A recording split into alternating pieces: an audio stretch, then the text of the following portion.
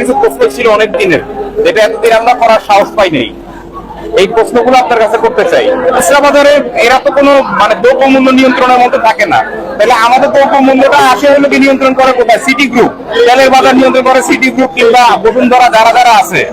আপনারা তাদের ওখানে কেন গিয়ে দ্রব্য মূল্য নিয়ন্ত্রণের ব্যাপারে কোনো কথা বলেন না? দাম তারা কেন বেশি রাখতেছে হলো পাইকারি আড়ত থেকে বেশি রাখতেছে, এটা কেন কথা বলেন না? এরা এই খুচরা বাজারে এরা তো কোনো মানে দ্রব্য মূল্য নিয়ন্ত্রণের মধ্যে থাকে না, তাহলে আমাদের দ্রব্য মূল্যটা আসে হলো কি নিয়ন্ত্রণ করে কোথায়? City group. তেলের বাজার নিয়ন্ত্রণ করে সিটি গ্রুপ কিংবা বসুন্ধরা, যারা যারা আছে। আপনারা তাদের ওখানে কেন গিয়ে দ্রব্য মূল্য নিয়ন্ত্রণের ব্যাপারে কোনো কথা বলেন না? দাম তারা কেন বেশি রাখতেছে হলো পাইকারি আড়ত থেকে বেশি রাখতেছে, এটা কেন কথা বলেন না? তারপরে চালের ব্যাপারে আছে, মঞ্জু আছে, তারপরে মোজাম্মেল আছে, তারপরে ইরফান আছে। তাদের আড়তে কেন আপনারা কোনোদিন একটা দিন ভিডিও দেখলাম না আপনাদের, যে আপনারা ওখানে গিয়ে চালের দাম কেন বেশি রাখা হচ্ছে এটার ব্যাপারে ভিডিও করেন না? এটার কারণটা কি? যথাযথ প্রশ্নটা করেছেন, আপনাকে ধন্যবাদ। আমাদের উত্তরটা এরকম যে ভোজ্য তেল, চিনি এই দুই ক্ষেত্রে সরকার মূল্য নির্ধারণ করে দিয়েছে।